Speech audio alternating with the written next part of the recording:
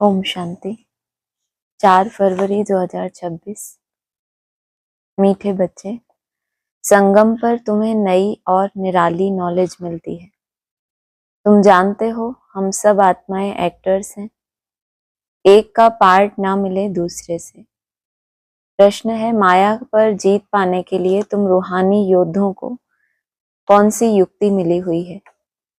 उत्तर, हे रूहानी क्षत्रिय, तुम सदा श्रीमत पर चलते रहो। आत्मा अभिमानी बन बाप को याद करो। रोज सवेरे सवेरे उठ याद में रहने का अभ्यास डालो तो माया पर विजय प्राप्त कर लेंगे। उल्टे सुलटे संकल्पों से बच जाएंगे। याद की मीठी युक्ति माया जीत बना देगी।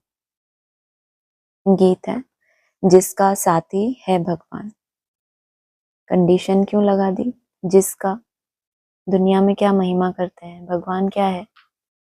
सबका ही साथी है या कोई भेदभाव करता है कि किसी का साथी बने और किसी का ना बने? ऐसा होता है? नहीं होता। वो तो क्या कहते हैं, सबका दुख हरता सुख करता है। वो भगवान तभी मानते हैं ना। इस दुनिया में तो पक्षपात कर सकते हैं, कोई गुरु हो या कोई भी हो, लेकिन भगवान के लिए क्या कहते हैं? सबका है वो। लेकिन ये गीत क्या कह रहा है? जिसका साथी है भगवान, उस समय क्या हो, सारे संसार अगर डूब भी रहा हो लेकिन उसके पांव नहीं रुक रहे, माना वो तब भी क्या कर रहा है? अपनी यात्रा में लगा हुआ है। चाहे कैसी भी विपरीत परिस्थिति है, तो साथ क्या है ब्राह्मणों की भाषा में? भगवान का साथ मतलब कैसे पता चले? ज्ञान से। उस समय ज्ञान काम आता है। जितना तुम मुझे याद करते हो उतना ही मैं तुम्हारे साथ हूँ। और भक्त तो कह देते हैं हमारे साथ भगवान सदा ही है। उसकी महिमा करते रहो और वो हमारे साथ है। साक्षात्कार किसी को हो गया तो क्या समझते हैं? भगवान ने साक्षात्कार कराया, बाबा ने तो कैंसिल ही कर दिया कि जो जिसकी भावना बैठी हुई है उसको उसकी इस भावना का फल मिलता है। ऐसे नहीं कि साक्षात्कार हो गया, चाहे ब्राह्मणों की दुनिया में तो भगवान ने प्रवेश कर लिया या भगवान आ गया उस समय, उससे नहीं पता चलता। कोई तिथि तारीख ही नहीं है, क्योंकि ये तो मन बुद्धि की बात है ना। तो जिसका साथी है भगवान, उसको नहीं रोक सकते। माना आंधी तूफान तो सबके ही लिए है। महारथी हैं तो भी क्या करेगी माया? महारथी बनकर आएगी, लेकिन रोक नहीं सकते। तब ये पता चलेगा कि हाँ, इनका साथी, इनकी मन बुद्धि में साथ किसका था? भगवान का था। नहीं तो बहुत से रुक गए। बहुतों का क्या हुआ? पीछे हट गए तूफानों के फोर्स से। यह मनुष्यों के बनाए हुए गीत हैं, इनका अर्थ कोई कुछ भी नहीं जानते। गीत भजन आदि गाते हैं, महिमा करते हैं भक्त लोग, परंतु जानते कुछ भी नहीं। महिमा बहुत करते हैं। तुम बच्चों को कोई महिमा नहीं करनी है। बच्चे बाप की कभी महिमा नहीं करते। बाप जानते हैं यह हमारे बच्चे हैं, और बच्चे जानते हैं यह हमारा बाबा है। महिमा क्यों की जाती है फिर? हाँ, स्मृति दिलाने के लिए। फिर आ जाती है भक्तों को स्मृति। फिर स्मृति स्वरूप क्यों नहीं बन जाते वो? जिससे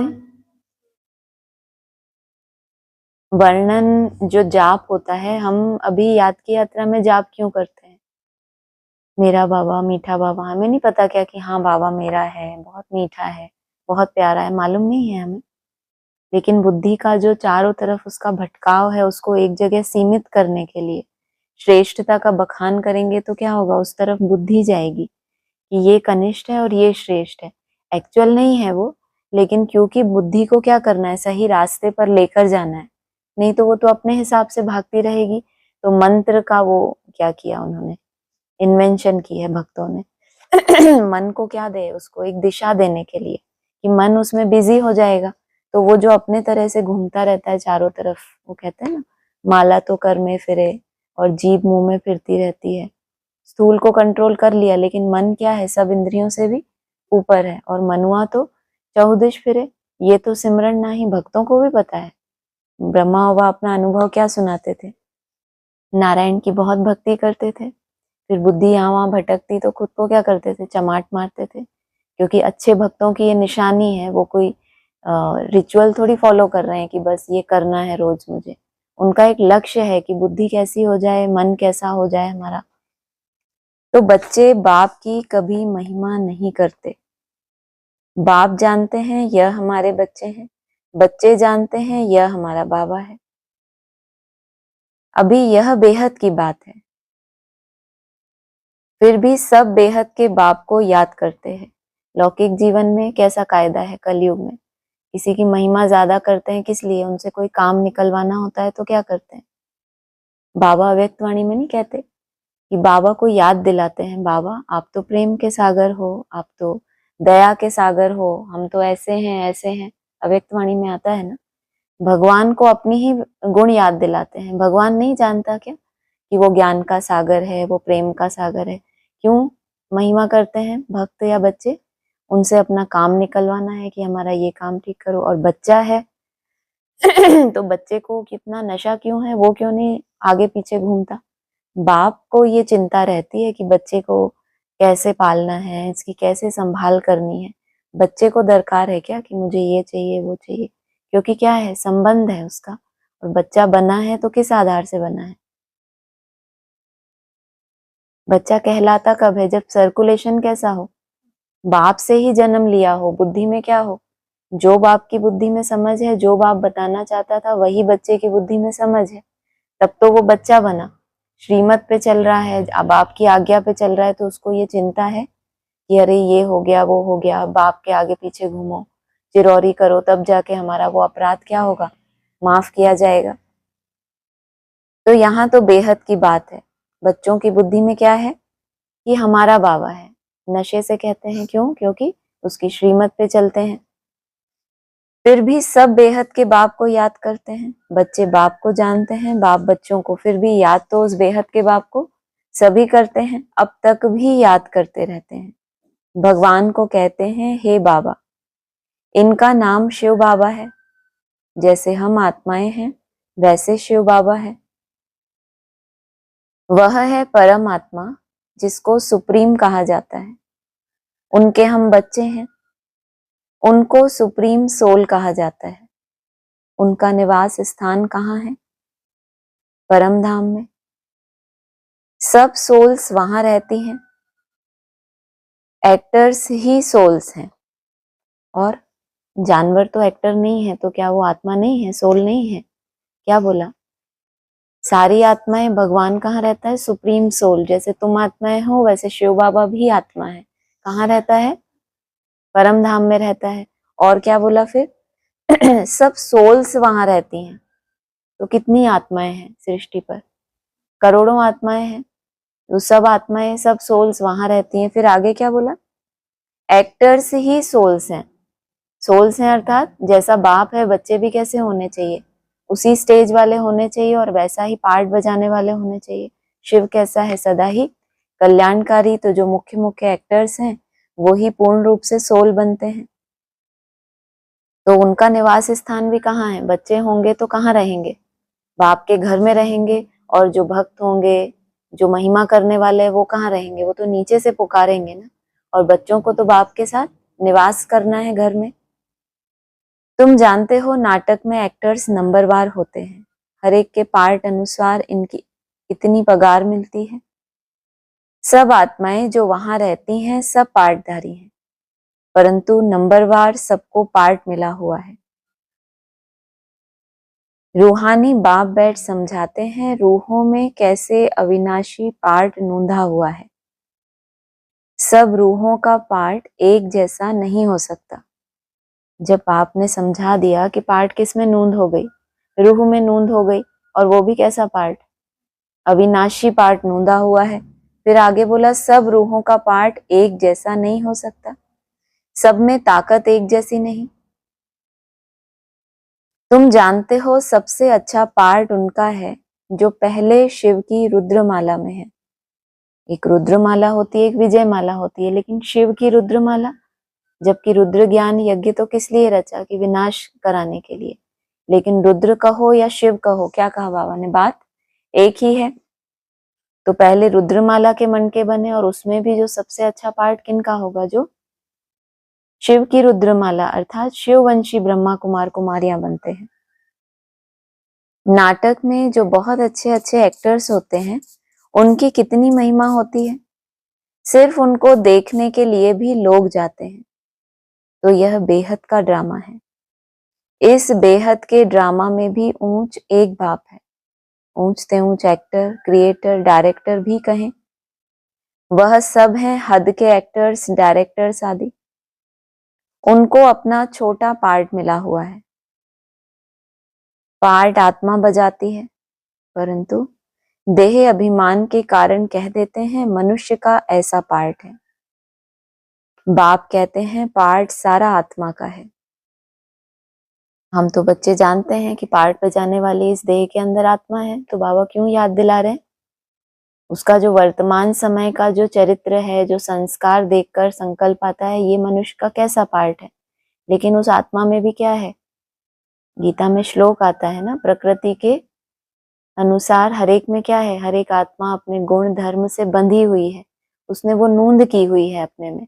तो आत्मा में जो अविनाशी रिकॉर्ड भरा हुआ है, वो समय अनुसार क्या हो रहा है, उसका वो पार्ट प्ले हो रहा है। और देह अभिमान में आते हैं तो क्या देखते हैं? उस देह को देखते हैं, ये मनुष्य, ये व्यक्ति, जबकि वो आत्मा के संस्कार कहाँ से चले आ रहे हैं। और उसको चेंज करने में उस आत्मा को भी क्या चाहिए? उतना समय चाहिए। तो हम देह अभिमान में क्या करते हैं? उसके वर्तमान स्थिति को देखते हैं। बाप कहते हैं पार्ट सारा आत्मा का है, आत्मा अभिमानी बनना पड़ता है।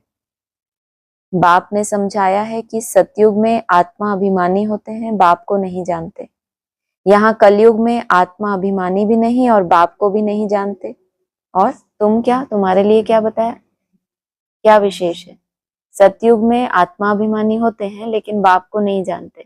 कलयुग में ना आत्मा अभिमानी है और ना ही बाप को जानते हैं, और संगम युग पर आत्मा अभिमानी भी बनते हो और साथ साथ बाप को भी जानते हो। तुम ब्राह्मणों को निराली नॉलेज मिलती है। तुम आत्मा को जान गए हो कि हम सब आत्माएं एक्टर्स हैं, सबको पार्ट मिला हुआ है। जो एक ना मिले दूसरे से, वह पार्ट सारा आत्मा में है। यूं तो जो नाटक बनाते हैं वह भी पार्ट आत्मा ही धारण करती है, अच्छा पार्ट भी आत्मा ही लेती है। कंट्रास्ट कहाँ किया? हद का नाटक जो होता है या हद की फिल्में बनी होती हैं, उसमें भी एक्टर्स क्या करते हैं? जो भी उनका रोल होता है, अच्छा या बुरा, उसके अकॉर्डिंग क्या कर लेते हैं? वो याद कर लेते हैं कि मुझे ऐसा ऐसा बोलना है। वो तो क्या हो गया? हद का हो गया। तो वो तो केवल एक इस जन्म के भी थोड़े समय के लिए उनको क्या करना है? वो पार्ट प्ले करना है। और यहाँ जो पार्ट प्ले कर रही है वो कौन है? बाबा बार बार बता रहे हैं, आत्मा में वो पार्ट नूंद गया है, वो संस्कार नूंद गए हैं। इसके लिए क्या करना पड़े? उस पार्ट को चेंज करने के लिए या उस पार्ट को अच्छा बनाने के लिए आत्मा अभिमानी बनना पड़ता है। इतना सहज तो नहीं है। इसीलिए क्या दिखाते हैं कि जिसका जो भी पार्ट है, एक का पार्ट ना मिले दूसरे से। माना एक जैसी विशेषताएं सब में नहीं होंगी, लेकिन कोई ना कोई विशेषता होगी, जिस विशेषता के आधार से क्या होगा, कुछ ना कुछ कल्याण करने के निमित्त बनेगी ना वो आत्मा। अच्छा पार्ट भी आत्मा ही लेती है। आत्मा ही कहती है मैं गवर्नर हूँ, फलाना हूँ। परंतु आत्मा अभिमानी नहीं बनते। किसी ने हद की पढ़ाई पढ़ी, उस आधार से क्या बन गया? गवर्नर बन गया। तो वो भी तो क्या हो गया? एक नशा उसको आ गया, मान लो अपने सीट का नशा आ गया। तो वो सीट का नशा उतरना कोई बहुत बड़ी बात है क्या? जब नीचे उतर जाएगा, वो सीट उसकी चली जाएगी तो क्या होगा? लेकिन उसकी आत्मा में तो नहीं समा गया ना। हो सकता है पूर्व जन्म में कोई बैगर रहा हो, लेकिन बहुत मेहनत की हो, तो वो नहीं कहेंगे कि आत्मा में पार्ट है। लेकिन यहाँ संगम युग पे क्या बता रहे हैं बाबा, कि ये जो भी हमारे संस्कार हैं, संकल्प हैं, ये मर्ज होते हैं, ये कहाँ से आ रहे हैं? जो कभी किए ही नहीं, जो कभी समझे ही नहीं, जो संस्कार पहले कभी थे ही नहीं। तो वो सारी क्या हो रही है? उल्टी रील घूम रही है। उल्टी रील घूमना माना अब ये पूरा जो रिकॉर्ड भर गया कैसेट में, तो क्या हो रहा है? सब खाली हो रहा है। जितना जितना निसंकल्प होते हैं, तो बाबा क्या कहते हैं, जो भी तुम्हारे किए हुए पाप कर्म है और उनकी जो रील है आत्मा में भरी हुई, वो कैसी हो जाएगी? नील हो जाएगी। क्योंकि जब प्ले करते हैं रिकॉर्ड, तो कुछ ना कुछ गीत तो बजता है ना।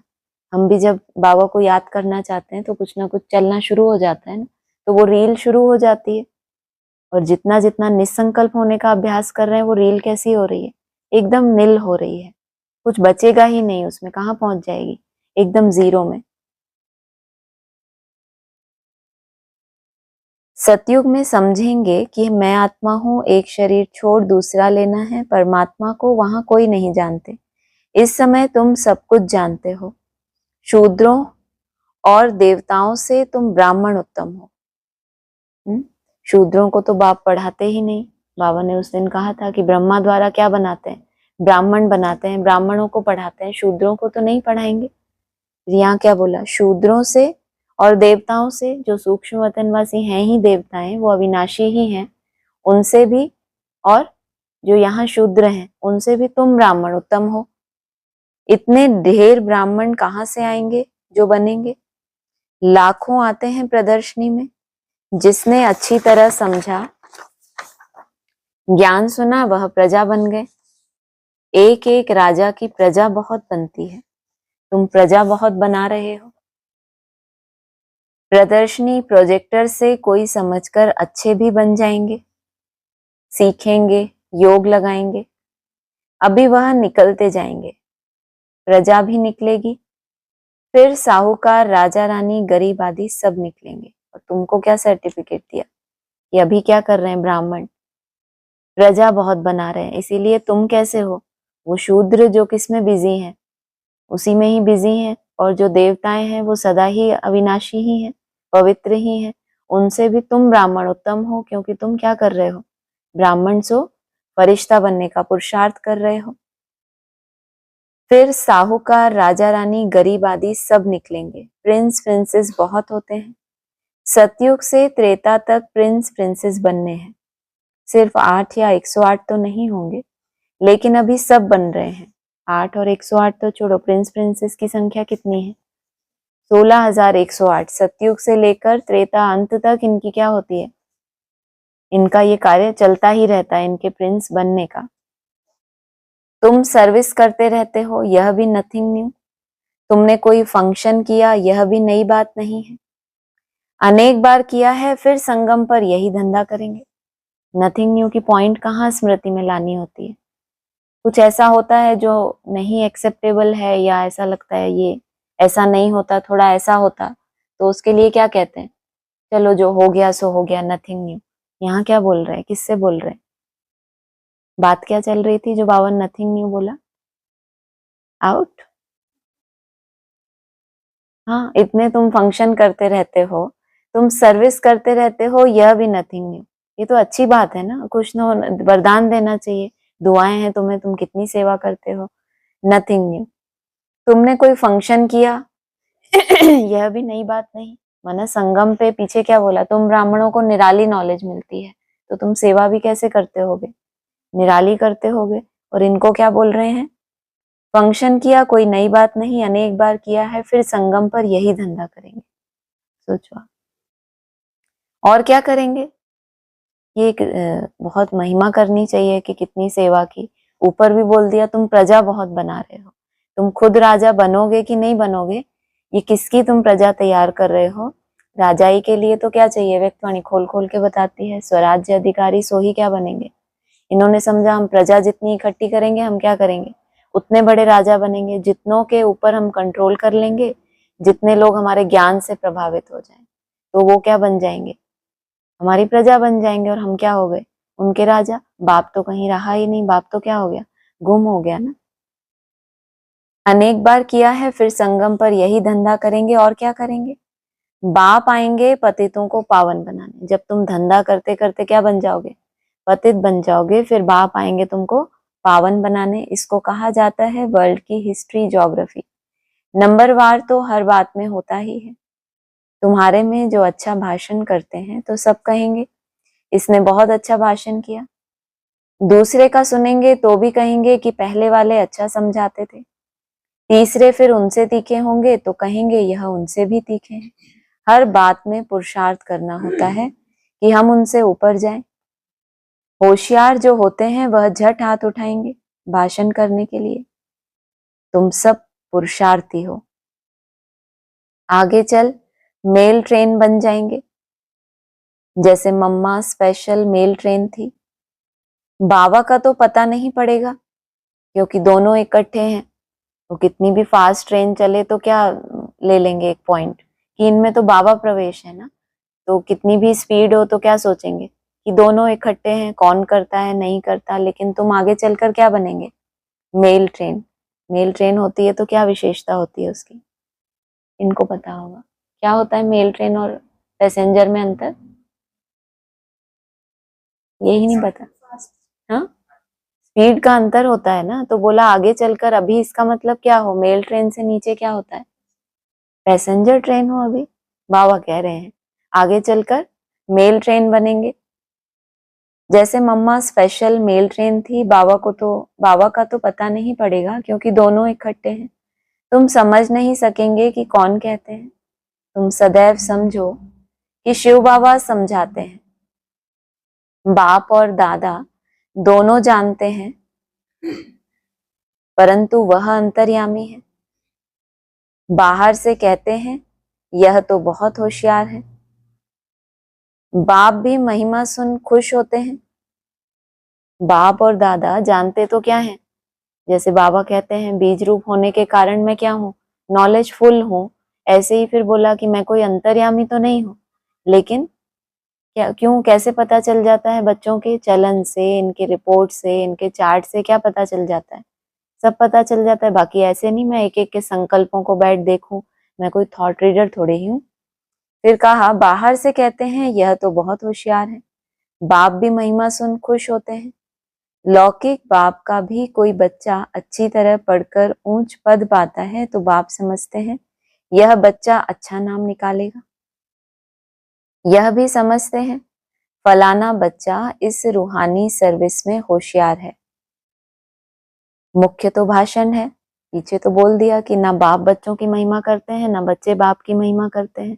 और ये बाप और दादा दोनों अंतर्यामी, मतलब दोनों जानते तो हैं परंतु वह अंतर्यामी है क्योंकि वो सदा ही उस स्टेज में है ना। बाहर से कहते हैं यह तो होशियार है। बाहर से क्यों कहते हैं? बच्चों को बच्चों की महिमा करने की दरकार है। अच्छे गुरु होते हैं, वो अच्छे स्टूडेंट को क्या करते थे? पुराने समय का ये संस्कार है उनका। अच्छे संस्कार डालने हैं तो क्या करो? कठिन से कठिन उनकी परीक्षा लो और कभी भी इनकी महिमा मत करो।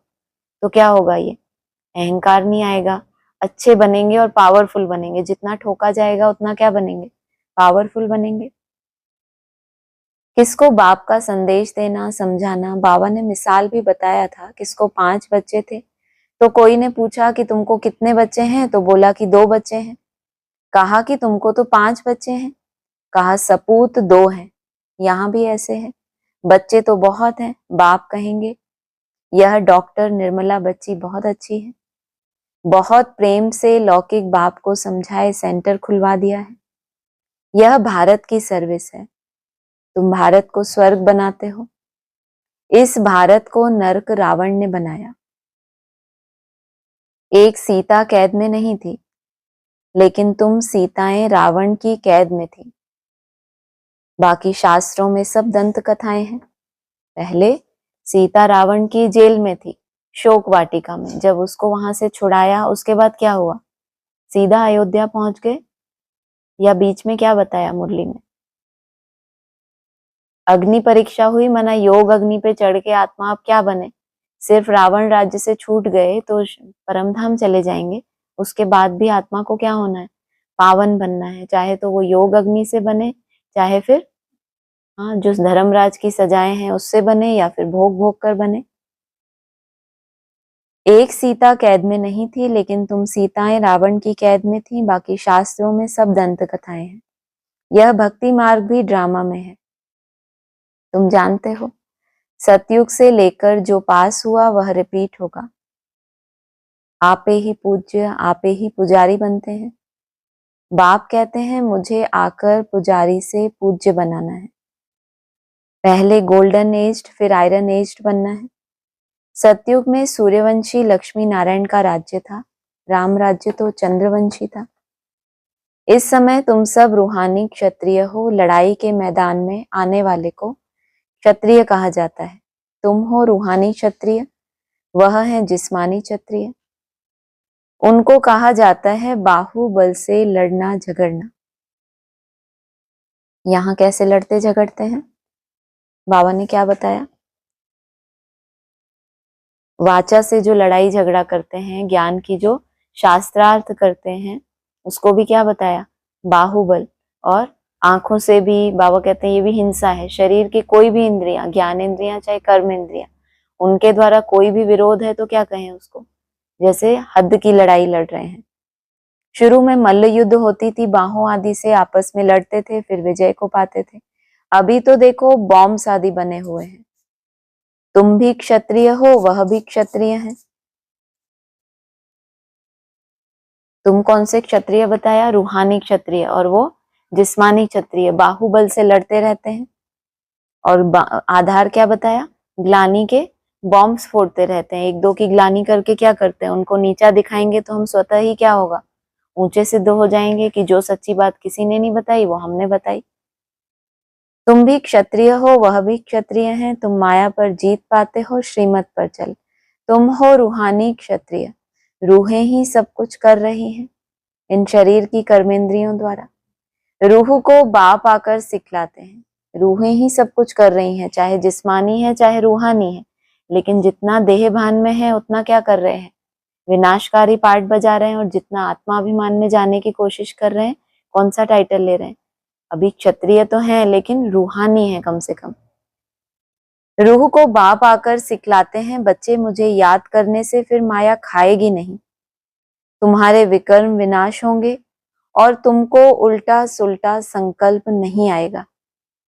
कोई खाता कैसे है, एक जानवर दूसरे जानवर को खाता है ना, शेर होता है जानवर का ही शिकार करता है, कब, जब वो उसकी पकड़ में आ जाए। जब वो जानवर भी क्या होता है, कमजोर होता है, इतनी स्पीड नहीं होती, तो क्या करता है, पकड़ लिया गया, समझा इसको क्या करेगी माया, खाएगी।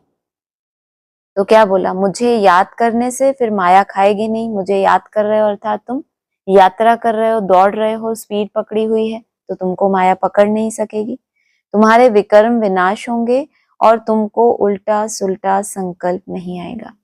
ब्राह्मणों का प्रश्न उठता है ना, क्या निशानी है इस बात की, क्या बोला बाबा ने, विकर्म कब,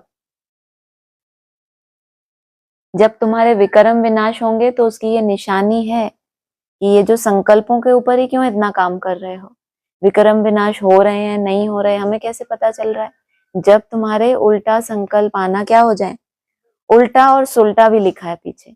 पहले तो उल्टा बंद हो जाए, बड़ी मुसीबत, फिर छोटी मुसीबत है कि सुल्टा भी ना आए। अब हमने बहुत सुल्टे कर लिए, उल्टे को सुल्टा करते करते अब हम भी क्या हो गए, सुल्टे हो ही गए। तो अब सुल्टे संकल्पों को क्या रिपीट करना, अच्छा अच्छा भी कितना सोचना, उल्टों से परेशानी थी, अब ये सुल्टे भी क्या कर रहे हैं आपको, ज्ञान के भी ढेर के ढेर। वो भी आपको क्या लगता है, जितना आगे बढ़ेंगे और ज्ञान का बहुत चिंतन चले, मजा आएगा कभी, उसको भी क्या करोगे, फुल स्टॉप। तो ना कोई उल्टा संकल्प आएगा ना सुल्टा। बाप को याद करने से खुशी भी रहेगी। दो निशानियां, पहले तो बोला याद करने से, सबसे पहले क्या बताया, शेर वाली बात पे, माया खाएगी नहीं तुम्हें। सेकंड, हाँ उल्टा सुल्टा संकल्प आना बंद हो जाएंगे। और तीसरा, खुशी रहेगी। तो तीन निशानियां तो याद रहेंगी ना। जब थोड़ी सी भी निशानी दिखेगी तो आपको महसूस होगा कि बाबा ने ये कहा था कि मेरे विक्रम अब विनाश हो रहे हैं। तो जो 2500 वर्ष के पाप भस्म करने में कितना समय लगता है, 50 वर्ष लगते हैं। तो स्पीड कैसी होगी, 2500 वर्ष के बोले पाप भस्म करने में तुमको 50 वर्ष लगते हैं। तो उसका निशानी अगर ये केवल संकल्पों के ऊपर ही है, ना कोई उल्टा ना कोई सुल्टा, तब जाके आपको पूरा सर्टिफिकेट मिल रहा है कि अब क्या हो गए, जीरो, सारे अकाउंट आपके क्लियर हो गए। इसलिए बाप समझाते हैं सवेरे उठकर अभ्यास करो।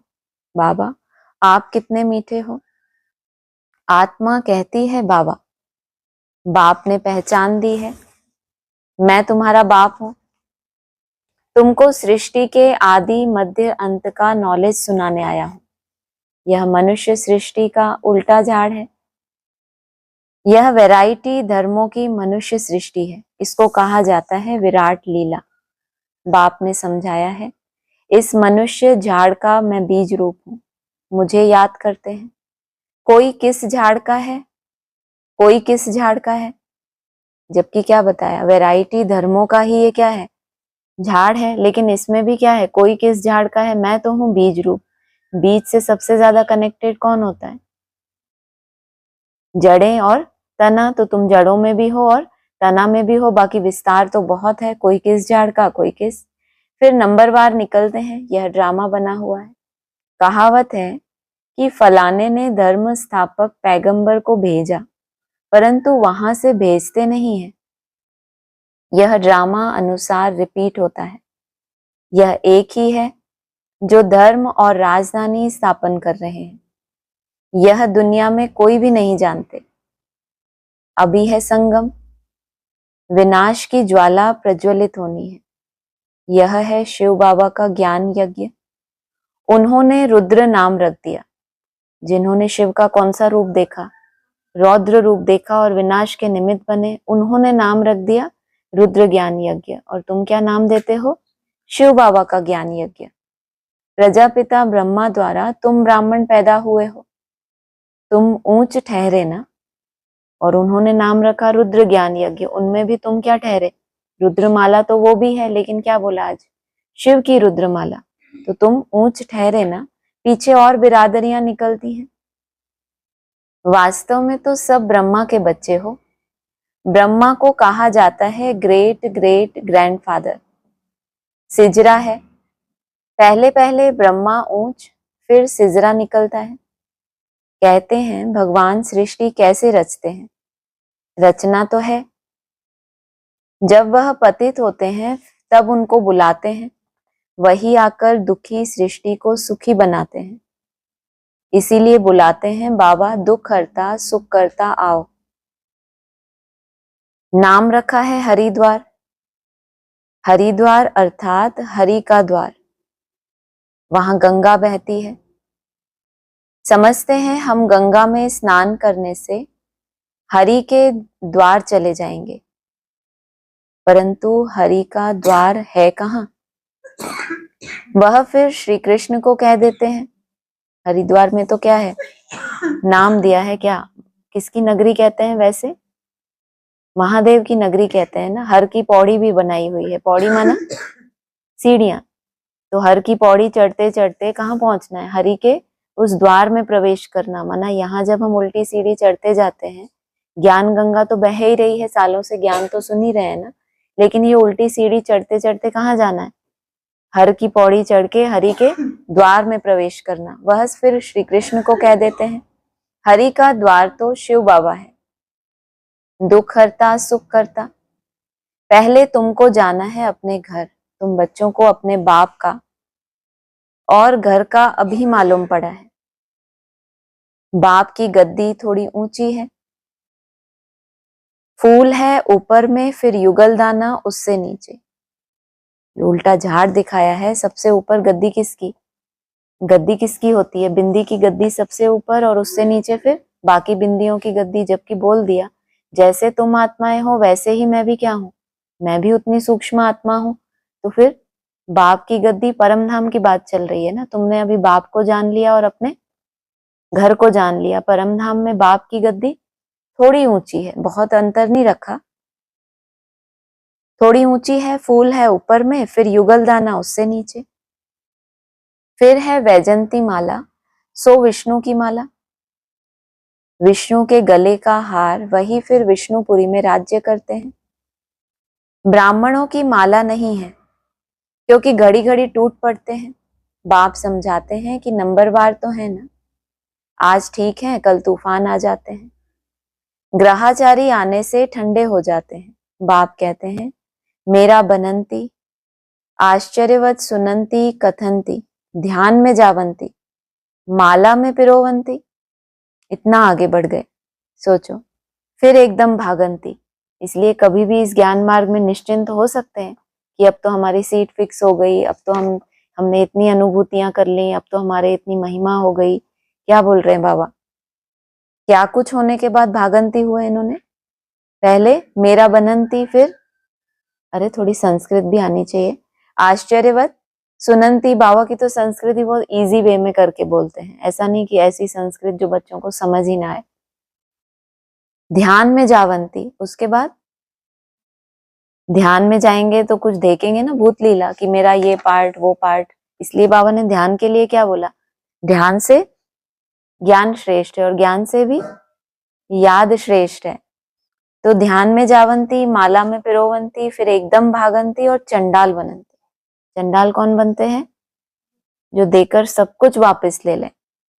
फिर माला कैसे बने, तो बाप समझाते हैं, ब्राह्मणों की माला नहीं बनती। भक्त माला में मुख्य फीमेल्स में मीरा और मेल्स में नारद। संगम पर बाप ही आकर सबको मुक्ति, जीवन मुक्ति देते हैं। बच्चे समझते हैं कि हम ही स्वर्ग के मालिक थे, अभी नर्क में हैं। बाप कहते हैं कि नर्क को लात मारो, स्वर्ग की बादशाही लो, जो तुम्हारी रावण ने छीन ली है। यह तो बाप ही आकर बताते हैं। वह इन सब शास्त्रों, तीर्थों आदि को जानते हैं। बीज रूप है ना, तीर्थों को तो हम भी जान लेते हैं। इस दुनिया में गूगल पे डालो कि कितने शास्त्र हैं और कितने तीर्थ हैं इस दुनिया में, तो जान सकते हो कि नहीं। बाबा क्या कह रहे हैं, उस समय गूगल नहीं होगा तो बाबा को ऐसा लगा कि देखो मैं कितना कुछ जानता हूँ। क्या क्या, बीज रूप होने के कारण मैं सब शास्त्रों को जानता हूँ और सब तीर्थों को जानता हूँ। ये कौन है शास्त्र, ये जो बेहद के शास्त्र हैं, बेहद के वेद भी होते हैं ना। वेद माना क्या होता है, जानकारी, जिनके अंदर जानकारियां बहुत भरी हुई हैं, ये क्या है, वेद कहलाते हैं। 4 वेद हैं और इनसे भी ऊपर है गीता। माई बाप बता दिया। और गीता में तो क्या है, गीता तो कितनी छोटी है, वेद तो कितने गूढ़ हैं। कहते हैं इनको तो कोई पढ़ लेते हैं वेदांत वगैरह, तो खुद को पता नहीं कितना बड़ा वो प्रकांड समझते हैं। माना दूसरा उनसे रिलेट कर पाए ना कर पाए, लेकिन अपने आप में ही क्या है ये। तो इस वैरायटी ड्रामा में कितने तरह के एक्टर्स हैं, शास्त्र करने वाले, बुद्धि में जो जानकारियां भर गई उस आधार से शासन कर रहे हैं। और फिर तीर्थ, माना जब सारे ही ब्राह्मण क्या कर रहे हैं, भटक रहे हैं चारों तरफ, तो तीर अर्थात किनारा, किनारा देने वाले ये स्थान है। अब हद के स्थान तो कितने बने हुए हैं, लेकिन मन बुद्धि को ठिकाना तो नहीं मिल रहा। तो क्या कहा बाबा ने, जो भी ये किनारा देने वाले हैं और ये शासन करने वाले, इन सबको बीज रूप होने के कारण मैं जानता हूँ कि कौन एक्चुअल में किस धर्म का शास्त्र, कौन से झाड़ का बीज है, किससे इसका कनेक्शन है, वो सब मैं जानता हूँ। और फिर ड्रामा में एक्यूरेट अपना पार्ट प्ले कर रहा है। ये भी तो बाबा ने बताया ना कि सारा पार्ट कौन प्ले कर रहा है, आत्मा में वो संस्कार भरा हुआ है, तो इन सबको मैं जानता हूँ। ज्ञान का सागर, शांति का सागर, यह आत्मा कहती है। बाप समझाते हैं कि यह लक्ष्मी नारायण सतयुग के मालिक थे। उनके आगे क्या था, जरूर कलयुग का अंत होगा तो संगम युग हुआ होगा, फिर अब स्वर्ग बनता है। सतयुग के मालिक बने हैं और उससे पहले क्या था, कल भी आया ना, कलयुग के बीच में ऐसे पवित्र बनना, भगवान को याद करके, जब चारों तरफ क्या है, कोई पावन है ही नहीं। और ये लक्ष्मी नारायण ने क्या किया, याद करके बाप को क्या लिया, अपना वर्षा लिया। तो क्या कहा, आगे कलयुग था जरूर कलयुग का अंत होगा तो संगम युग हुआ होगा, फिर अब स्वर्ग बनता है। बाप को स्वर्ग का रचयिता कहा जाता है, स्वर्ग स्थापन करने वाला। यह लक्ष्मी नारायण स्वर्ग के मालिक थे। इन्हों को वर्षा कहाँ से मिला, स्वर्ग के रचता बाप से। बाप का ही यह वर्षा है। तुम कोई से भी पूछ सकते हो, इन लक्ष्मी नारायण को सतयुग की राजधानी थी, कैसे ली कोई बता नहीं सकेंगे। यह दादा भी कहता है, मैं नहीं जानता था, पूजा करता था परंतु जानता नहीं था। कोई से भी पूछो कि लक्ष्मी नारायण को क्या थी, सतयुग की राजधानी थी, कोई भी बता नहीं सकेगा। और ये दादा ब्रह्मा बाबा ने भी क्या बोला कि ये ऐसे कैसे बने, ये मैं भी नहीं जानता था, लेकिन करता क्या था, पूजा करता था। एक मुरली में आया कि जो नारायण बने हुए हैं उनकी हम क्या करते थे, वो तो क्या समझ लेते हैं कि हद का कोई चित्र था नारायण का, बाबा बहुत भक्ति करते थे, लेकिन बोला कि जो नारायण बने हुए हैं उनकी हम खातिरी करते थे। फिर दूसरी मुरली में आया कि कोई का बाप, कोई बहुत बड़ा, कुछ ऐसा है मुरली में कि बहुत बड़ा कोई वो, तो बच्चे को कितना नशा रहता है कि हमारा बाप क्या है, कितना बड़ा ऑफिसर है, या जो भी उसमें एक शब्द आया था। तो ऐसे ही इन बाबा को भी क्या नशा है कि हम क्या बनेंगे, प्रिंस बनेंगे। और ये लक्ष्मी नारायण क्या है उस राजधानी के? मालिक हैं। तो यह दादा भी नहीं जानता था, पूजा करता था परंतु जानता नहीं था। अब बाप ने समझाया है। यह संगम पर राजयोग सीखते हैं। गीता में ही राजयोग का वर्णन है, सिवाय गीता के और कोई भी शास्त्र में राजयोग की बात नहीं है। बाप कहते हैं मैं तुमको राजाओं का राजा बनाता हूं। भगवान ने ही आकर नर से नारायण बनने की नॉलेज दी है। गीता में क्या वर्णन है? बाप ने समझाया कि ये कैसे इन्होंने बादशाही ली। संगम पर जब बाप आए तब इन्होंने क्या किया?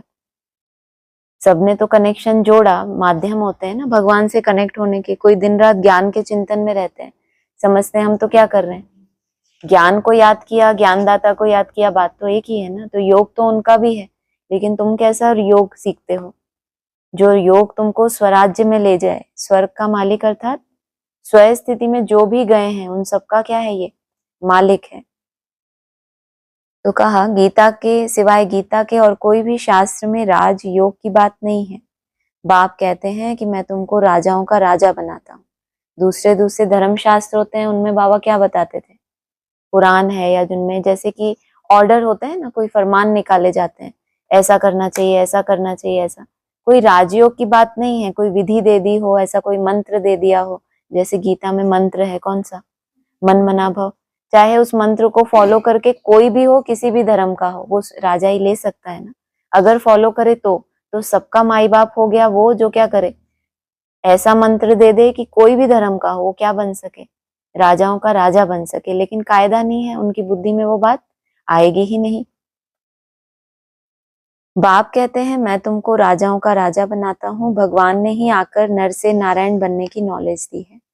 भारत का मुख्य शास्त्र है गीता। गीता कब रची गई यह जानते नहीं।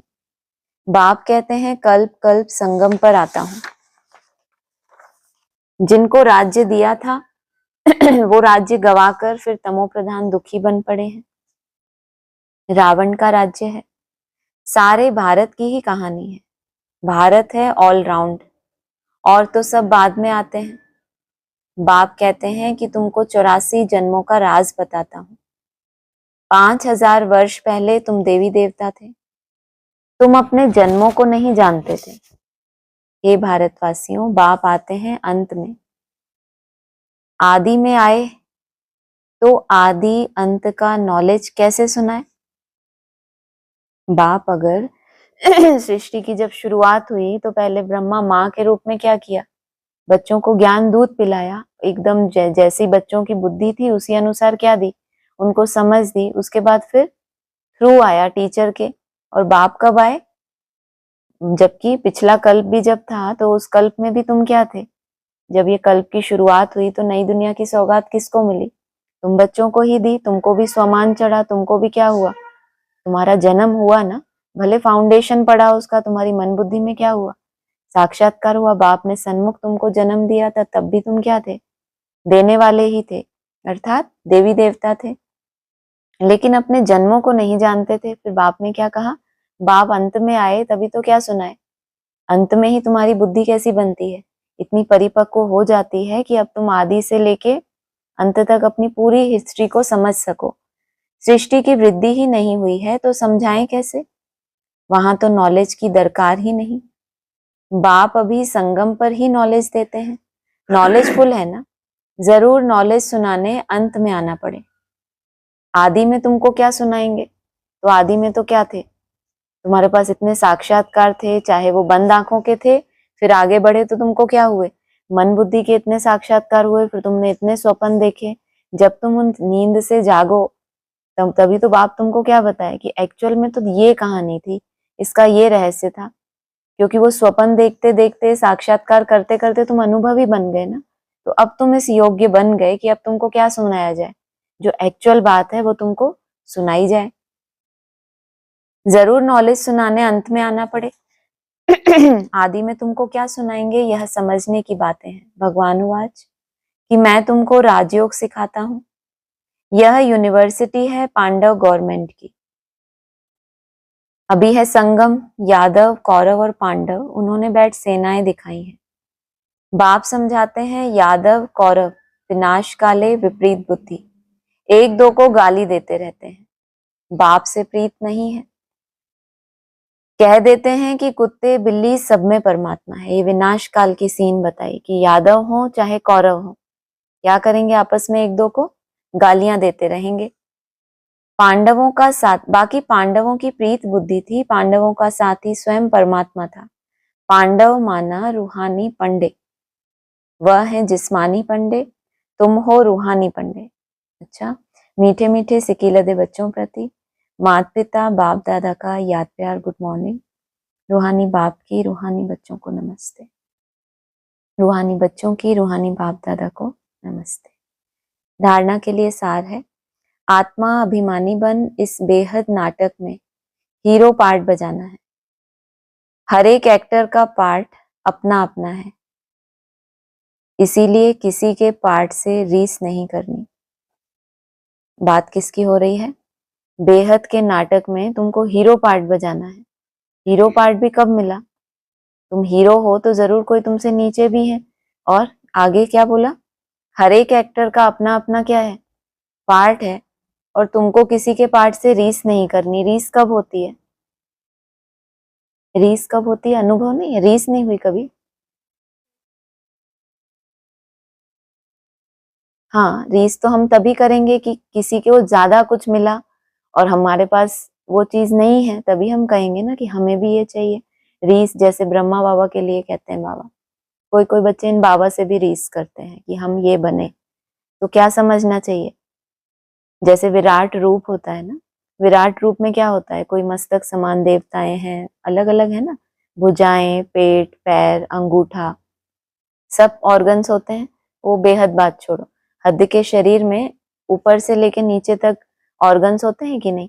पैर की उंगली है, छोटी सी भी है अगर, उसका भी अपना एक विशेष रोल है कि नहीं? उससे जो आपको काम करना है वो उसी से करना है या वो आंखों से करोगे? अंगूठे का काम है, वो अंगूठा ही करेगा या दूसरा कोई करेगा? तो हर एक का, जैसे ये हद के ऑर्गन्स हैं, चाहे नीचे का अंग है चाहे क्या है, उत्तम अंग है, हर एक का क्या है, एक रोल है। ऐसे ही इस विराट रूप में देखना है। कोई होते हैं ना, आपस में रीस होती है कि ये बाबा के दिल पे ज्यादा चढ़े हैं, इनकी महिमा होती है, इनको ये होता है। ब्राह्मणों के बीच में यही कुछ होता रहता है, रीस होती है। तो वो टैली करते हैं, बाबा आप हमसे प्यार करते हैं, वो बाबा हमसे कम प्यार करते हैं, इनसे ज्यादा, तो उनको आपस में क्या होगी? रीस होगी। क्योंकि जैसी खुद प्यार करते हैं दूसरों को दैहिक, बाबा से भी क्या उम्मीद रखेंगे कि अगर हमसे ज्यादा मीठे मीठे बोल बोले, अगर ऐसा किया तो हमसे ज्यादा प्यार, और किसी की और की महिमा हुई। दुनिया में तो यही होता है ना। तो पहले जब हमारी बहुत मोटी बुद्धि होती है तो हम इस रूप से चलते हैं, फिर जब समझ आती है कि बेहद नाटक में अगर हद के शरीर में हर एक अंग का क्या है, अपना अपना एक स्थान है, और उसको बहुत अच्छा कर्तव्य करना है। छोटा सा भी कोई अंग आपका डिफेक्टेड हो तो क्या होता है? तकलीफ होती है ना, आत्मा को तकलीफ होती है ना। ऐसे ही विराट रूप में कौन है? विराट रूप में हर एक एक्टर है। जैसे ये पार्ट्स हो गए, ऐसे 16,000 आत्माएं भी क्या है उस विराट पुरुष की, भुजाएं हो गई या जो भी आप कह लो, उसी के पार्ट हो गए। तो उसमें हर एक आत्मा क्या है? बहुत वैल्यूबल है, क्योंकि उसके अंदर ऐसी कोई विशेषता है जो दूसरे के अंदर नहीं है। दूसरे की कोई विशेषता है, आप उससे अपने को टैली कर रहे हो, ये ऊंचा मैं नीचा, आप कभी अपने जीवन में खुश नहीं रह सकते। संतुष्ट मणि कभी आप बन ही नहीं सकते। संतुष्ट किस आधार से हुआ जाता है? क्योंकि कभी ना कभी कोई आपसे आगे होगा ही होगा, कोई आपसे पीछे भी होगा। पीछे वाले को देखकर आपको अहंकार आ जाए, आगे वाले को देखकर आपको हीन भावना आ जाए, तो कभी आप संतुष्ट मणि बनेंगे? क्या बोला मैंने? हाँ, जो आगे है उससे आपको रीस हो रही कि ऐसा मैं कब बनूंगा पता है, और हीन भावना में जा रहे हो। पीछे वाले को देखकर अहंकार आ रहा है, तो फिर कहाँ हो आप? इसीलिए जो है जैसे हैं उसमें क्या होना है कि जितना हमें मिल रहा है हम उसके योग्य हैं, और ये सबसे सुंदर है। इससे सुंदर कुछ हो ही नहीं सकता, केवल स्मृति की ही तो बात है। तो कहा सवेरे सवेरे उठकर अपने आप से बात करनी है, अभ्यास करना है। मैं इन शरीर की कर्मेंद्रियों से अलग हूँ। बाबा आप कितने मीठे हो, आप हमें सृष्टि के आदि मध्य अंत का ज्ञान देते हो। तो याद करेंगे सवेरे सवेरे उठ तो क्या क्या होगा? 3 बातें बताई थी ना आज। क्या होगा? हाँ, पहले तो माया तुमको खाएगी नहीं, दूसरा फिर हाँ, विक्रम विनाश होने की निशानी है कि अब कोई उल्टा भी नहीं आ रहा, फिर आगे जाके सुलटा संकल्प भी नहीं आ रहा, और फिर बाद में तुम्हें जब उल्टा भी नहीं आ रहा, सुलटा भी नहीं आ रहा, तुम यही तो चाहते थे, तो क्या होगा? तुमको खुशी होगी। वरदान है बाप के संस्कारों को अपना निजी संस्कार बनाने वाले, व्यर्थ व पुराने संस्कारों से मुक्त भव। लौकिक में होता है ना, कोई बाप होता है, बच्चा जब बड़ा होता है तो उसमें एग्जैक्ट क्या दिखाई देता है? बाप की ही छवि दिखाई देती है। तो लोग भी सर्टिफिकेट देते हैं, बिल्कुल कैसा है, अपने अपने पापा जैसा एक्टिंग है इसकी, बिल्कुल वैसे ही इसके संस्कार हैं। तो क्या हो जाए? बाप क्या जो भी संस्कार है, बाप की जो भी गुण है, कर्तव्य है, उसका इतना गहरी छाप आपके मन बुद्धि पे हो जाए तो क्या हो जाए? आपकी निजी नेचर ही कैसी बन जाए? किसी के बारे में बहुत चिंतन करते हैं ना, सन्यासी कहते हैं मैं भैंस हूँ, भैंस हूँ। ऐसे कहना नहीं चाहिए, लेकिन ऐसा उनका ही बाबा ने बोला कि मैं भैंस हूँ, भैंस हूँ, तो वैसे ही बन जाते हैं वो। केवल किसकी बात है? स्मृति की बात है। और आपके निरंतर क्या चिंतन चल रहा है? एक तो मैं आत्मा हूँ, इतना महीन हूँ, आत्मा बने तब तो किसको जाने। परमात्मा कैसा है? वो ज्ञान का सागर है, ये तो सबको पता है। लेकिन वो सागर की गहराई में क्या है? कौन से रतन है? शांति में तो हम भी टिकते हैं, कुछ सेकंड शांत हो जाते हैं, लेकिन शांति का सागर कैसा होता होगा? उस शांति की अनुभूति कैसी होती होगी? उसको कुछ कुछ सेकंड करके सदाकाल कैसे बनाना है मुझे? तो इतना ऊंचा लक्ष्य होगा, तब क्या होगा? जो बाप सदा ही है, वो कम से कम आप संगम युग के थोड़े समय के लिए तो अनुभव कर लेंगे। तो क्या होगा? व्यर्थ या पुराने संस्कारों से मुक्त हो जाएंगे। कोई भी व्यर्थ संकल्प या पुराने संस्कार देह अभिमान के संबंध से है। आत्मिक स्वरूप के संस्कार बाप समान होंगे। जैसे बाप सदा विश्व कल्याणकारी, परोपकारी, रहमदिल वरदाता है, ऐसे स्वयं के संस्कार नेचुरल बन जाए।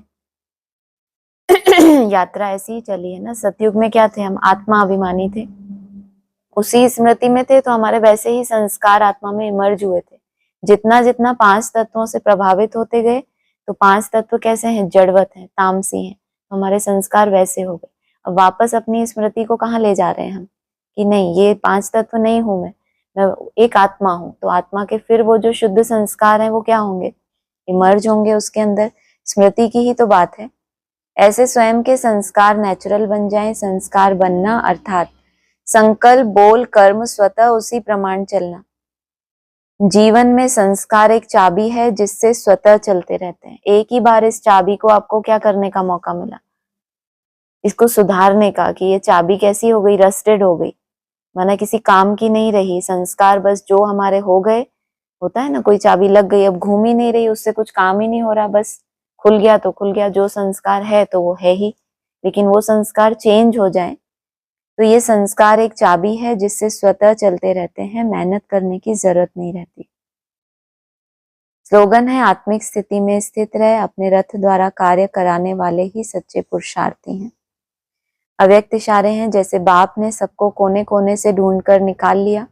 अनेक वृक्षों की डालियां अब एक ही चंदन का वृक्ष हो गया। लोग कहते हैं दो चार माताएं भी एक साथ इकट्ठी नहीं रह सकती, और आप माताएं सारे विश्व में एकता स्थापन करने के निमित्त हो। यही आपकी आपसी एकता बाप की प्रत्यक्षता करेगी। अच्छा, ओम शांति।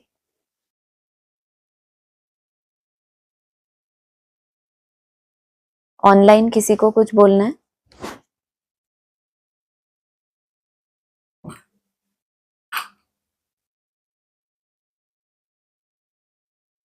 ओम शांति। ओम शांति। हाँ जी,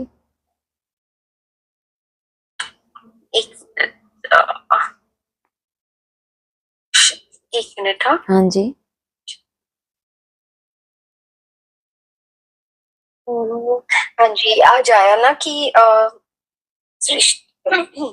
सृष्टि की मतलब आप अभी संगम पर ही नॉलेज देते हैं।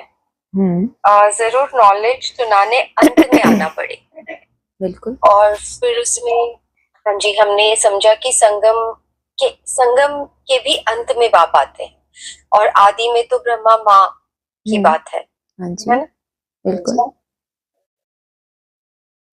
लेकिन ये आया कि जरूर नॉलेज बनाने अंत में आना पड़े, और आदि में कैसे, मतलब मेरा क्वेश्चन है कि सृष्टि की जब शुरुआत होती है तो जैसे अब नई दुनिया की शुरुआत जब होगी, तो जैसे बोलते हैं ना कि अंत में बाप शिव जो है सबको अपने में लय कर लेंगे, और जो पहला पहला बच्चा होता है वो शिव शिव भी तो जन्म लेते हैं, तो जैसे शुरुआत भी तो उनसे होती है।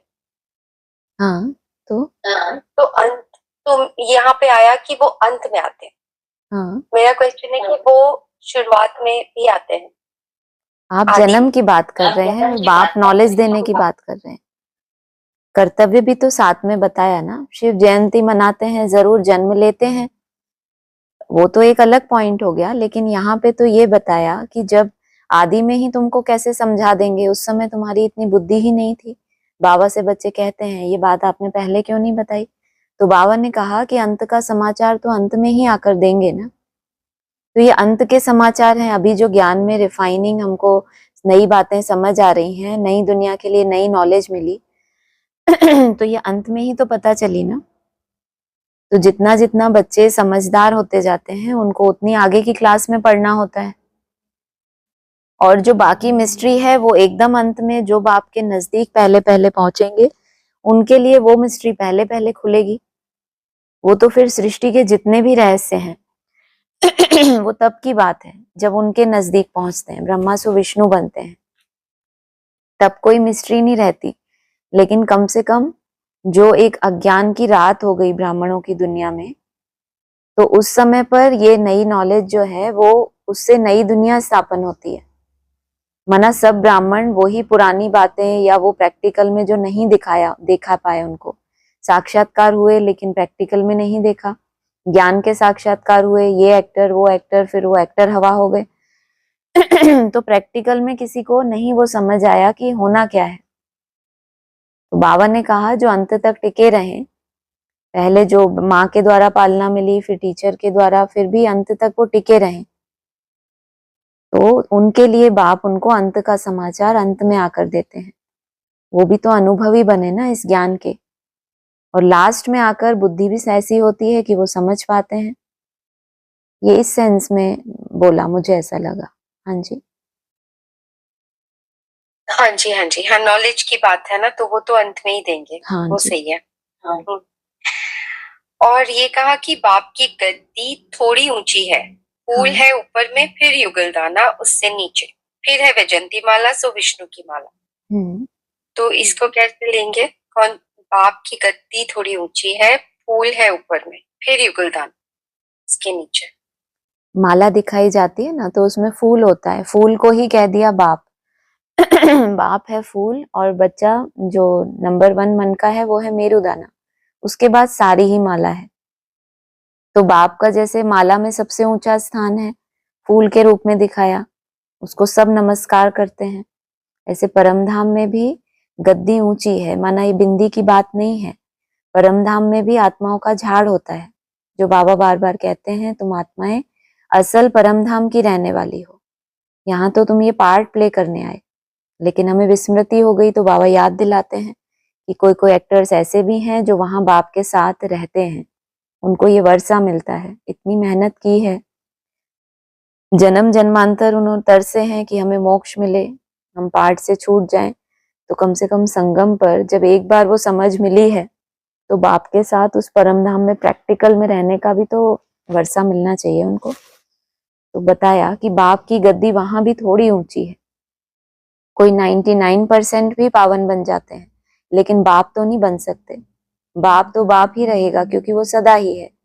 बच्चे भल 99% मार्क्स भी ले ले, लेकिन थोड़ी नीची है। हाँ जी, हाँ जी। फिर एक पॉइंट था कि तुमको ज्ञान मिलता है, उस पर अपना विचार सागर मंथन करने से अमृत मिलेगा। बिल्कुल। तुमको जो समझ मिली है, एक्यूरेट तुमको जो मुरलियों की समझ मिली है, उस पर तुम अपना विचार सागर मंथन करेंगे तो अमृत निकलेगा। बाबा हमेशा एडवांस में भी ये कहते थे पॉइंट, कि जितना बीज में टिकेंगे उतना विस्तार स्वतः होगा। विस्तार में जाएंगे तो सार पकड़ में नहीं आएगा। अमृत कहते हैं सार को, अमृत बहुत थोड़ा सा होता है, ज्ञान तो इतना विशाल है, सागर, और जब अमृत निकला मंथन करके तो एक छोटे से कलश में वो आ गया, और कलश भी भोली भाली कन्याओं माताओं के ऊपर रखा, बाबा ने कहा। तो उसके लिए बहुत विस्तार वाली बुद्धि नहीं चाहिए, आपके अंदर वो सरलता चाहिए, आपका वो शुद्ध बर्तन चाहिए कि भगवान जो कहना चाहता है वो आपको एक्यूरेट टचिंग हो। तो उस पे अपना कुछ मंथन होगा, जो भी हम अपनी आत्मिक स्वरूप है उस चंदन को जितना घिसेंगे तो अमृत स्वतः ही इमर्ज होता है। या कहो बीज रूप, जैसे बाबा स्वयं के लिए कहते हैं, बीज रूप होने के कारण मैं नॉलेजफुल हूँ। ये कोई महिमा करने की बात नहीं है, क्योंकि सदा ही बीज में टिका हुआ हूं तो मैं नॉलेजफुल हूँ। तो बच्चों को कारण भी बता देते हैं, क्योंकि कारण होगा तो उस कारण को कोई भी फॉलो करके वैसा बन सकता है ना। तो नॉलेज, अगर एक्यूरेट नॉलेज बुद्धि में चाहिए तो बाबा ने कहा बीज के ऊपर काम करो, बीज में सारा झाड़ समाया हुआ है। हाँ जी। तो अभी तो वो मंथन करना मना यही हो गया ना कि बीच में जितना हो हाँ, सके बाकी टिको, अगर तो ऐसे स्वतः ही विस्तार में जाएंगे तो सार बुद्धि में नहीं आएगा। हमें ज्ञान का अगर विस्तार में जाना है तो आपको मंथन की दरकार है। ढेर सारी मुरलियां हैं, ढेर सारा यूट्यूब पर मैटर है, कोई भी आप उठा लो और उस पर मंथन करते रहो, ये बात नहीं है। बाबा कहते हैं याद के लिए भी ज्ञान चाहिए, और अभी समय पर हमें किस ज्ञान की दरकार है वो भी तो हमें देखना है ना। शास्त्रों की बातों को टैली करते रहे हम, यहाँ इसका ये पार्ट है वो पार्ट है, अभी ऐसा लगता है कि ये जो समय है इस समय पे हमें उस ज्ञान की दरकार है। शास्त्रों में इनका ये नाम रूप है, शास्त्रों की कहानियां को टैली करना, ये तो पहले बहुत हो चुका वार्तालाप के रूप में। लेकिन अभी जो समय चल रहा है उस समय के हिसाब से जिस ज्ञान की दरकार है, कौन सा समय चल रहा है और क्या शिव बाबा का अभी भविष्य का क्या प्लान है, जो बाबा कहते हैं ना, बाप भी अपनी प्लानिंग लेकर आते हैं, कैसे कैसे बहुत नेचुरल रूप से नई सृष्टि में ट्रांसफर होना है, और उस ट्रांसफर होने के लिए क्वालिफिकेशन कितनी बड़ी है। कल बाबा ने कहा रूहानी खुदाई खिदमतगार, वो भी कम से कम जो 8 घंटा आत्मा अभिमानी होने का पुरुषार्थ करते हैं। ये तो अभी सिर्फ खुदाई खिदमतगार की परिभाषा बताई है, तो आगे उस दुनिया में ट्रांसफर होने के लिए कितनी मेहनत चाहिए। तो कहा ये जो कलश है उसके अंदर अमृत है। बहुत सारा ज्ञान का विस्तार किया और फिर मृत्यु हो गई, निश्चय बुद्धि अनिश्चय बुद्धि बन गए। ऐसे तो कितने हैं जिन्होंने घंटों वार्तालाप किया है बाबा के साथ, लेकिन फिर भी अनिश्चय बुद्धि हो गए। अगर उस ज्ञान से, ज्ञान के विस्तार से अमृत होना था तो फिर उनको मृत नहीं होना चाहिए था। लेकिन ऐसा सार आपकी बुद्धि में आ जाए कि अब उस ज्ञान से आपको अपनी यात्रा से कोई हिला नहीं सकता। बाबा तो कहते हैं याद में ही माया विघन डालेगी, ज्ञान में कोई विघन नहीं डालेगी। तो वो ज्ञान अमृत रूप में बुद्धि में बैठे और उस अमृत की बूंदों को हम धारण करते रहें, क्योंकि शिव जो है वो सदा ही बीज रूप है। उसके ज्ञान को आपको बुद्धि में धारण करना है तो आपको भी उससे उसके नजदीक की स्टेज बनानी पड़े ना, तब जो उसके अंदर है वो आपके अंदर आएगा।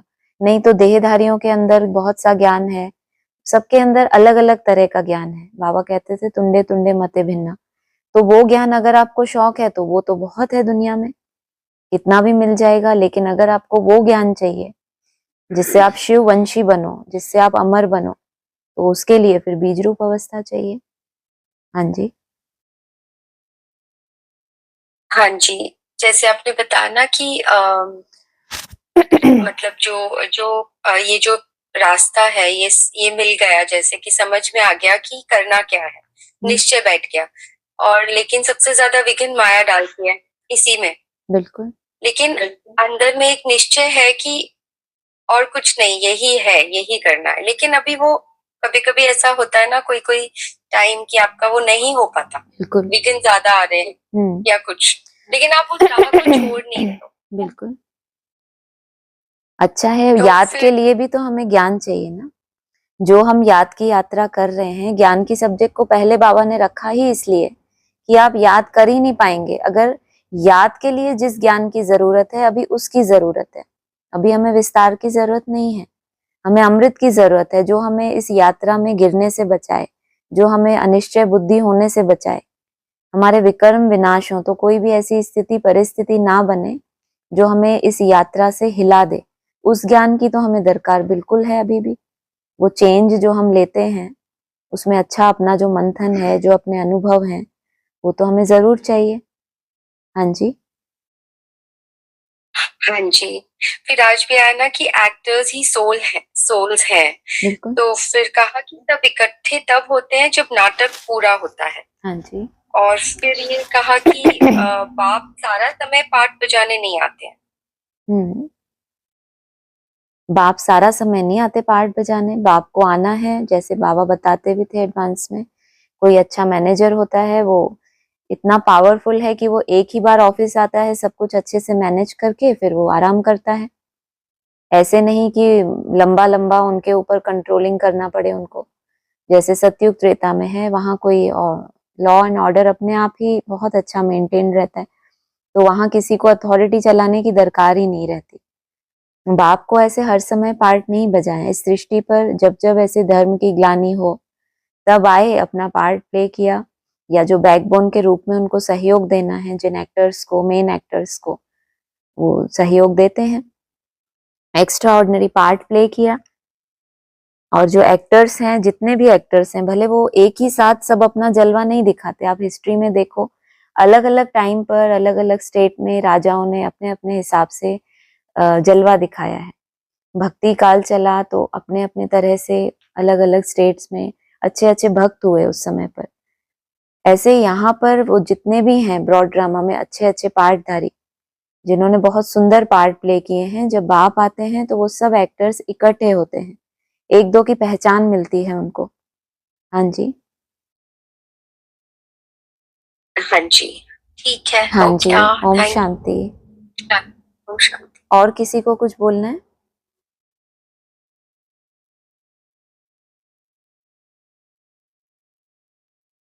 ठीक है, ओम शांति।